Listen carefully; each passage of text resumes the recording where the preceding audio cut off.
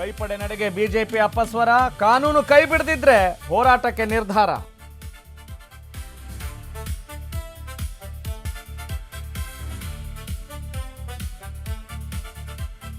ದೆಹಲಿಯಲ್ಲಿ ಸಂಪುಟ ವಿಸ್ತರಣೆಗೆ ತಯಾರಿ, ಲಿಸ್ಟ್ಗೆ ಹೊಸ ಹೆಸರು ಎಂಟ್ರಿ. 30 ಜನರ ಲಿಸ್ಟ್ ಕೊಟ್ರಂತೆ ಮುಖ್ಯಮಂತ್ರಿ.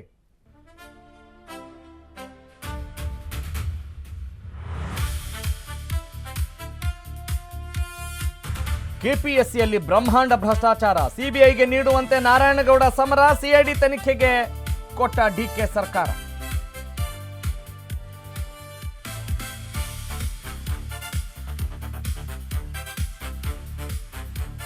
ಟೆಕ್ಕಿ ಮನೆಯಲ್ಲಿ ಆಭರಣ ಕಳ್ಳತನ, ಖದೀಮರ ಪಾಲಾಗಿತ್ತು 25 ಲಕ್ಷ ರೂಪಾಯಿ ಚಿನ್ನ. ಜೆಜೆ ನಗರ ಪೊಲೀಸರಿಂದ 2 ಬಂಧನ.